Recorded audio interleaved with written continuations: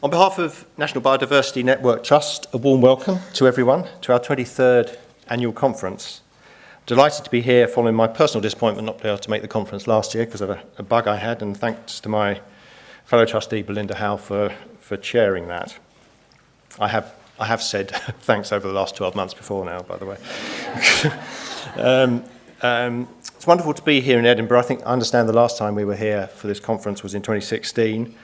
And it's particularly apt for us as a trust, given one of our most important projects we're responsible for relates to Scotland's Better Biodiversity Data Project, a Scottish Government and NatureScot funded partnership to develop a strategic approach to the collection and use of data across Scotland. And we'll be hearing more about that later in today. A couple of admin points. Proceedings can be followed on Twitter. And there's a live stream Facebook on the NBN Trust Facebook page for Sir John Burnett Memorial Lecture. I always find it weird saying this when you're all here. You can watch it somewhere else. You can watch it on live stream or Twitter. But it doesn't feel quite right, but it must be a generational thing. Number of displays to visit upstairs in the event space. And we have the AGM at the end of the day take place in here in the auditorium. And whilst only members can vote, delegates are more than welcome to attend should they wish to. And if you're intending to vote, could you see the NBN Trust team to get the necessary voting slips? Grateful for all our sponsors listed up there, the National Museum Scotland, Habitat Aid, Zulu Ecosystems and Nature Metrics. And if anybody feels so minded to make a donation to help us do even more for nature, the registration desk, the staff at the registration desk have a contactless unit available. I think they're quite excited about the contactless unit, so I will emphasise that.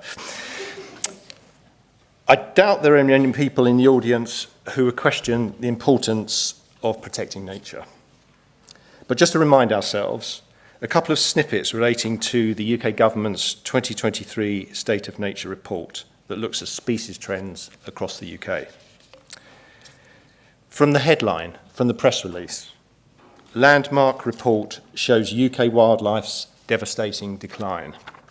And there are stats in the report to support that, such as the 19% decline since 1970 in the abundance of species studied. But I want to draw out a particular point, because I think it strikes a note as to why everybody probably is here today. There is a hint of optimism in the report that says concerted action has made a difference to many species and habitats. I'm not going to argue whether optimism is misplaced when it comes to damage done to the natural world, but I do want to focus on the word concerted. We, the NBN Trust, have a clear vision, nature thriving everywhere in all its diversity. We also have a clear mission, making data work for nature. And we have strategic aims supporting our mission, around which this conference's agenda is woven. And I'm sure many of the organisations represented here today also have not dissimilar visions, strategies, objectives, and at a personal level, most of you probably have beliefs broadly aligned to these statements. We at the Trust would argue we are doing our bit to fulfil those objectives, and we're certainly determined to take a lead wherever we can. But we're also aware that it is all of us, all our organisations, all our colleagues, the 66 organisations listed as collaborators in the State of Nature report, who can best work together to fulfil our common objectives on behalf of nature. A concerted effort is the only way we can keep on improving. An improvement is needed in the area we can most influence, that is the use and collection of data. In the report, in the State of Nature report, there is a comment. It is estimated that only 50% of existing biodiversity data is accessible to those who wish to use it. If ever there is a clarion call for us to do more, that feels like it to me. And that is, of course, why we're all here today, and why bringing you all together is every year such an important part of what we at the Trust do.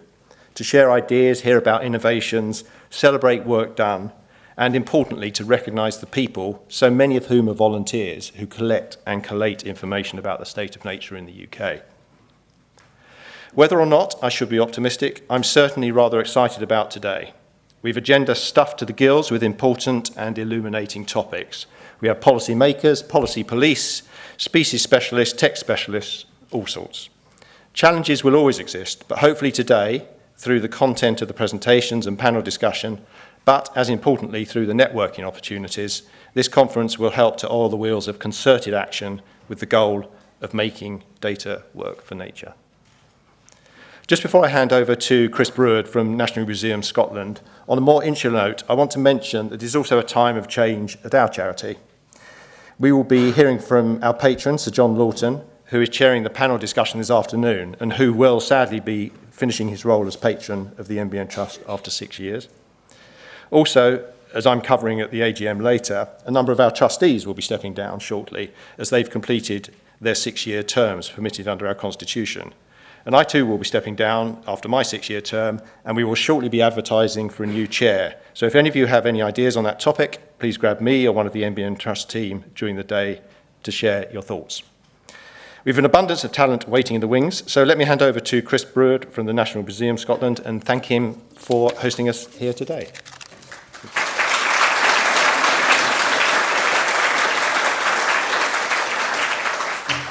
Well, thank you very much, Neil.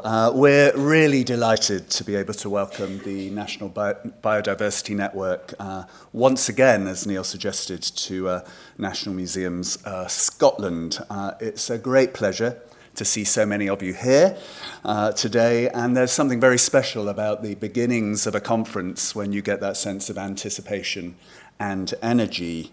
And of course, that energy is very necessary because, as Neil said, the importance of nature and the work that NBN and its supporters and volunteers do around biodiversity is as valuable and vital as ever, never been more so. The NBN and the NBN Trust serve a really important function in aggregating biodiversity data from across the UK, and this is really critical when society is facing global crises of environmental degradation, biodiversity loss, and rapid climate change. And it's something that we're incredibly aware of here in the museum. I note that your mission and the theme for your conference this year is making data work for nature. And this resonates so closely with our own goals for the digitization of our collections and providing open access to all of the data associated with our 10 million plus specimens. Now, as many of you are no doubt aware, a national programme of specimen digitisation across the entire breadth of publicly accessible natural science collections is currently being developed. And this programme is intriguingly called Disco UK. I'm of a generation where disco was really important, and I never wanted to ban it.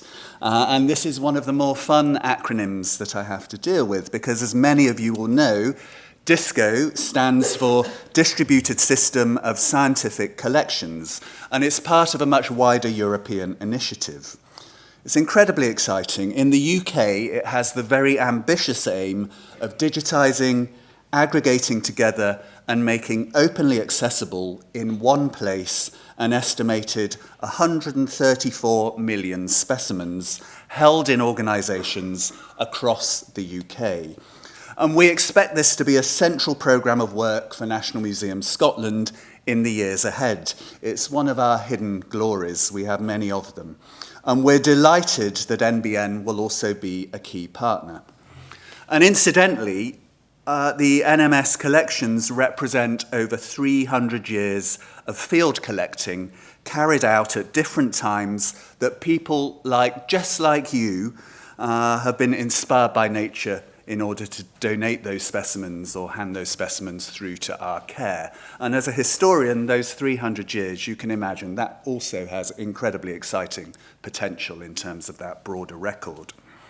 So the work of our scientists includes contributions to a number of biodiversity monitoring and collecting programs, such as the Darwin Tree of Life, Bioscan, and Restoration Forth. And these are major collaborative projects involving many organisations and volunteers, and we look forward to continuing these close collaborations in the future.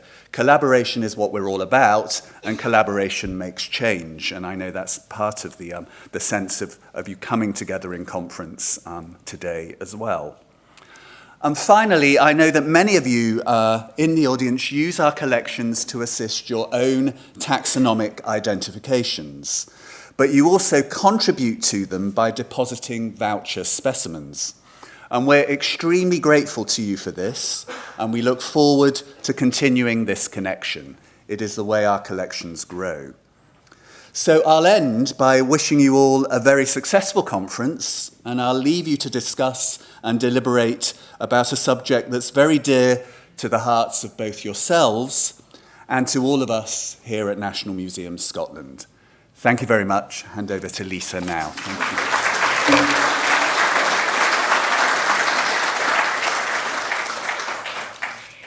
Thank you very much, Chris, and to you and all your colleagues for the warm welcome you've given us here at the museum. I'm Lisa Chilton. I'm Chief Exec of the NBN Trust. I can just about see over this lectern. It's my absolute pleasure and privilege to echo the welcome that Neil has given to you all for coming along today. We're very excited that our first speaker this morning is Mary McCallan, the Cabinet Secretary for Transport, Net Zero and Just Transition. Now, Mary's portfolio includes biodiversity, all importantly, led by Lorna Slater, who I heard speak really passionately last night at the Nature for Scotland Awards. And I'm really excited to hear from Mary and to welcome her to the stage.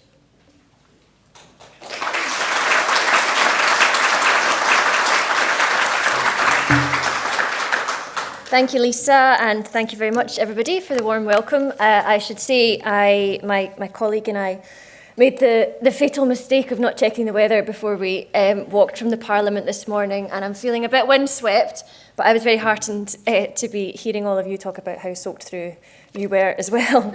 But I'm really delighted to be able to be with you today and to speak at your 2023 conference. I am delighted that you have chosen Edinburgh to host your discussions today, and where better than here at the wonderful National Museum of Scotland, where, as we discuss the importance of data, of citizen science and all of that in pursuit of nature recovery, I don't think there could be many more appropriate homes for that kind of discussion. And I hope that if you haven't already, that you will take the opportunity to see a number of the wonderful exhibits that we have here. I'm saying we, I'm taking credit for the museum, I shouldn't do that, that the museum have.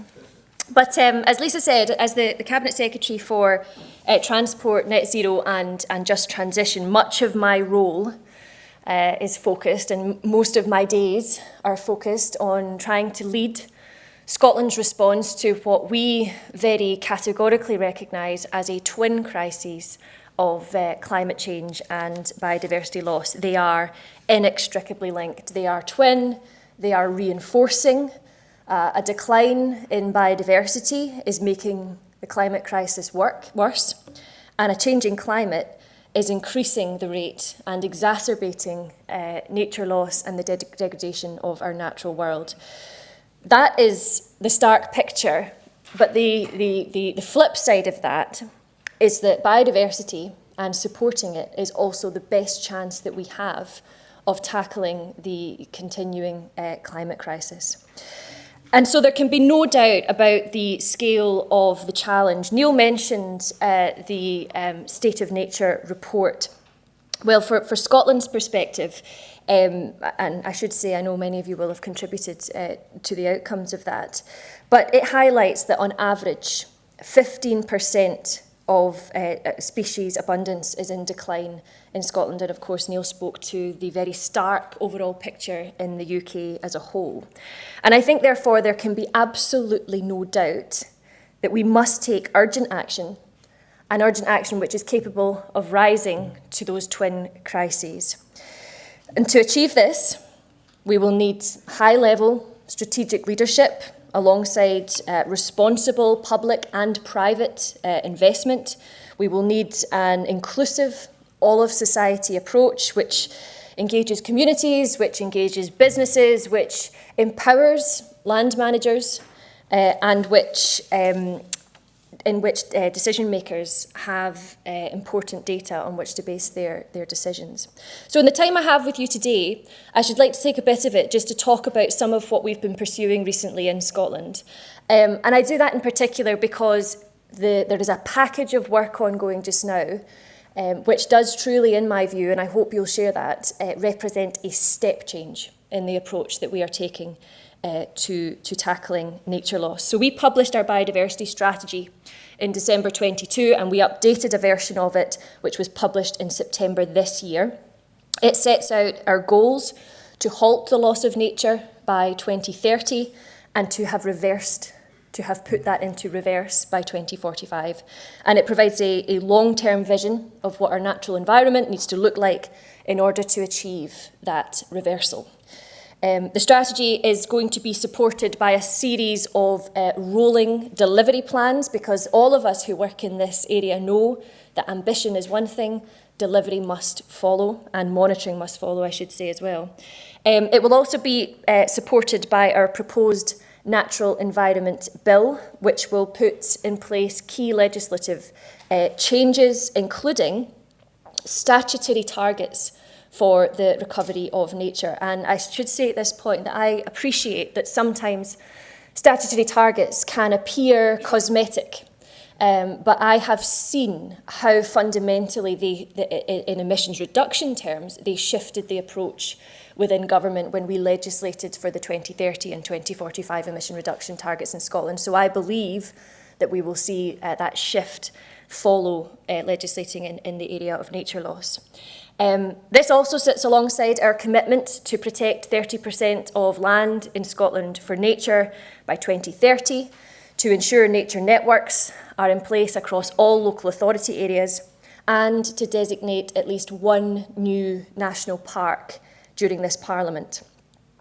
And this biodiversity strategy, which encompasses all of that work, it recognises the absolutely critical role of good quality, long-term data, helping us to assess our progress and to help us to direct conservation and restoration resources where they are needed most. And I think we would all agree at the scale at which they are needed most. And this is especially important in the work of designating new protected areas and our ability to monitor the new statutory targets, as well as work to underpin the public and private investment that we need.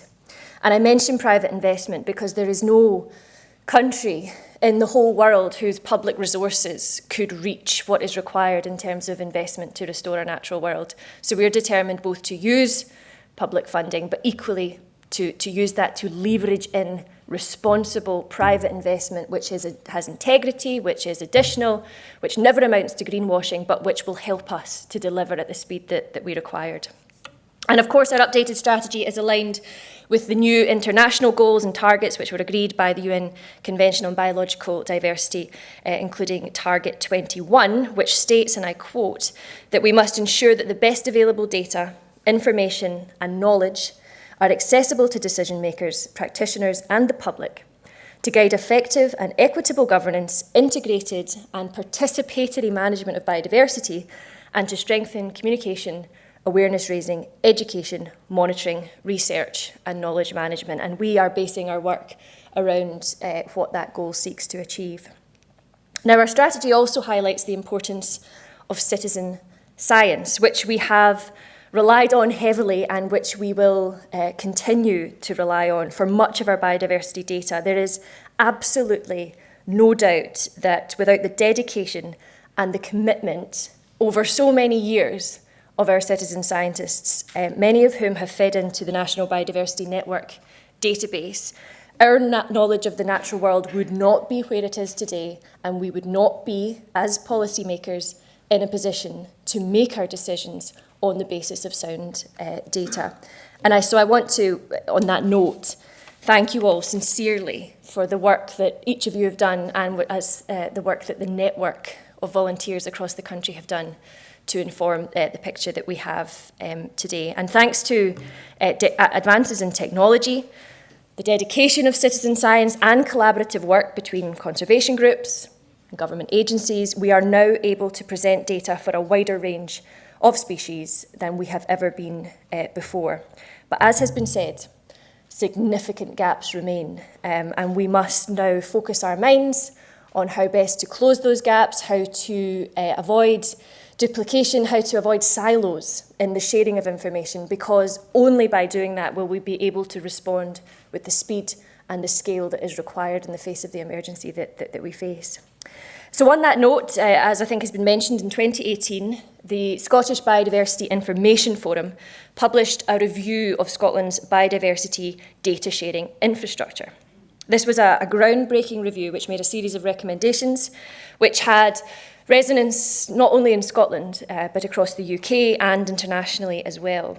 And the Better Biodiversity Data Project, which is a partnership between the NBN Trust, Nature Scot and the Scottish Government, has been set up to begin to implement the recommendations of that report.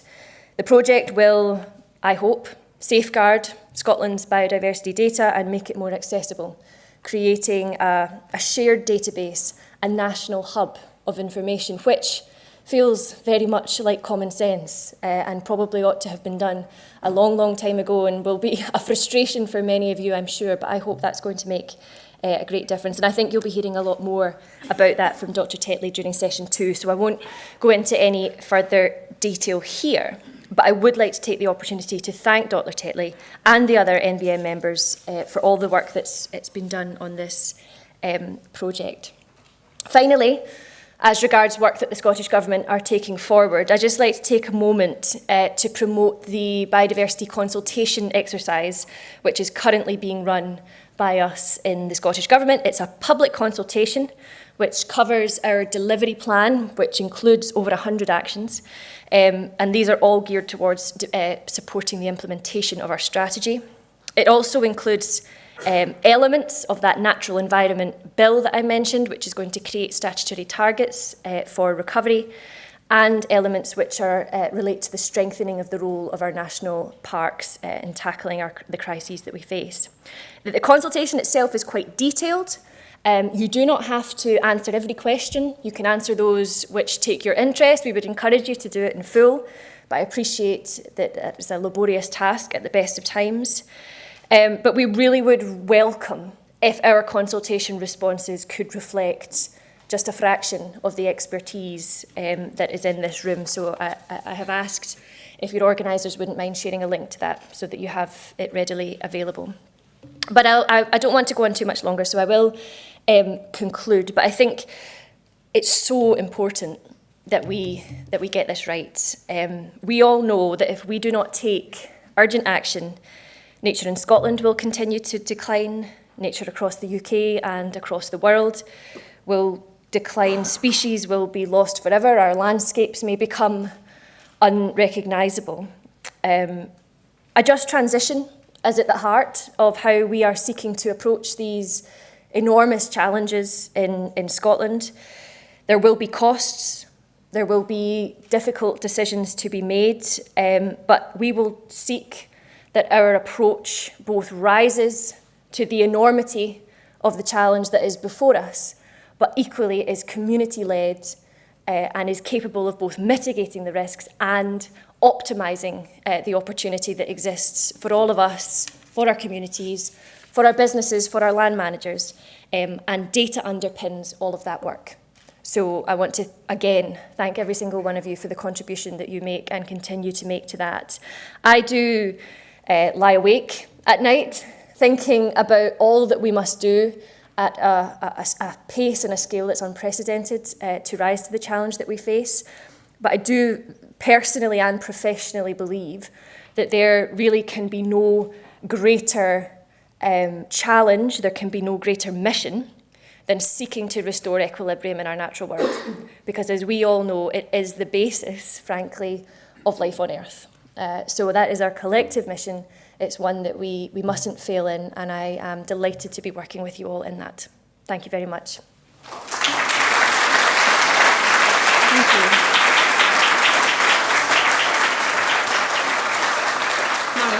Mary?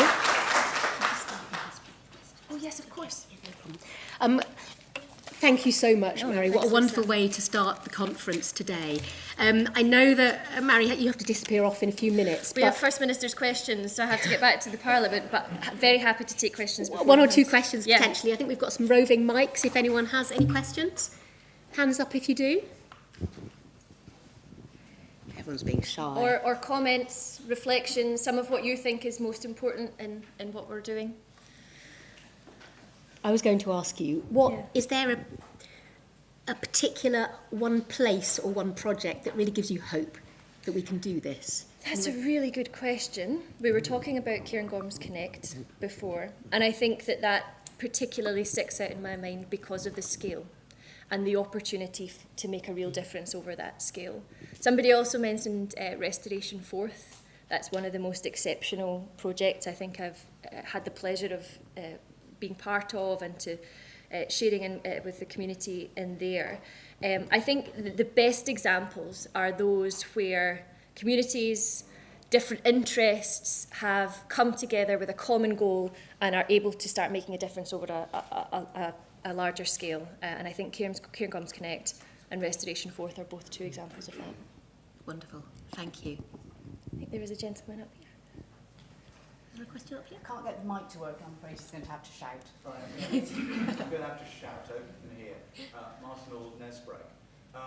One of the things that I struggle with is the short-termism about resource provision, particularly when many of the biodiversity projects we need to deal with are 15 to 20-year programs of work, and voluntary groups can't have 2 years worth of funding and then expect to cover the rest of it. How do you see that changing over the coming years? It's a really good question, and if I tell you that I was at Aberdeen University yesterday talking to a group there about the oil and gas transition and the work that they were seeking to do, and that was the first thing they said to me. The annualised nature of budgets and funding for groups is one of the greatest hindrance of progress. And I absolutely sympathise because it's based on our need to do an annual budget in the Scottish Government, which is based on the UK Government's need to do an annual budget, and it's a frustration for us. But we combat it, I think, by, whilst only being able to confirm monies from year to year, by making multi-annual commitments to that. So if I take one example, would be our peatland restoration funding. It was a few years ago now, we had a bit of a breakthrough with the peatland science, which meant that my predecessor was able to go to our Exchequer colleagues and say, this is now a proven intervention for biodiversity, for climate, for communities. We need to make a 10-year commitment to funding being available. And we made a commitment to £250 million over 10 years. And that means that the government, whilst we can only say what the portion of that is on a year-to-year basis, has signalled that we will commit to that over 10 years and that funds and groups can have confidence that that will come. So I think that's how we try and combat it. But I would love to see governments being able to move from annualised to more multi-annual basis. And of course, governments come and go. And the really important people are the ones on the ground doing the work. And I know that it's their dedication and their commitment that spurs them on. And that will continue regardless of political change. Thank you. We had better let you go, but another thank you from everyone. I think there was one lady there. I just don't want to... I'm happy to take Mary's it if happy you to have take time. one more question, actually, that there was a lead here, yes. I'm from the American Conservation Trust, but I stay, home for me is up at Lockhouse, opposite Skye, and I work a lot with the local communities there, not just doing amphibian stuff, but, getting involved in the community as well, and promoting surveying and, taking care of our environment and just, basically loving it.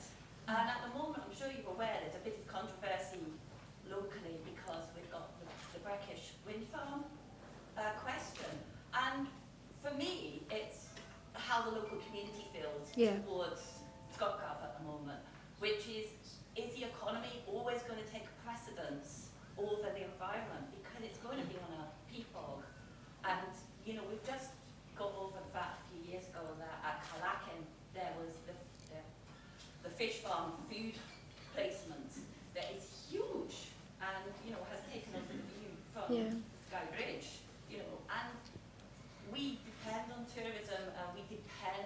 environment in so many different ways that, so there is this feeling locally on the base for the community, especially I think this is everywhere. I think everyone who lives and works in Scotland, and especially in rural areas, that, does Scotland really carry? The economy always going to trump environments? Yeah, good question. I think just on the first part, you'll know I can't say anything on the planning application itself, but on the generality of planning, I very much advocate for very robust community engagement, not a one-way collection of information, but a genuine engagement about how people feel about the developments that happen around them. That's part of a just transition as far as I'm concerned. Now, there has to be compromise because, for example, with onshore wind, we must transition away from fossil fuels powering our nation, but it must be done in a way which is cognizant of the way that people feel. In terms of the government's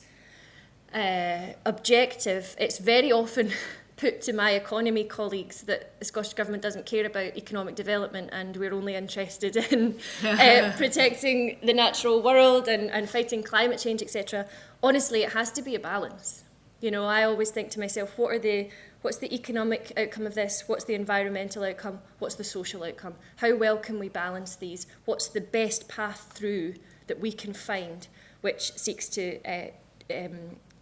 not tick the boxes, but to respond to the needs on all fronts. But I do think, and I would say this, but in a climate and nature emergency, I think climate and environment has to take precedence sometimes.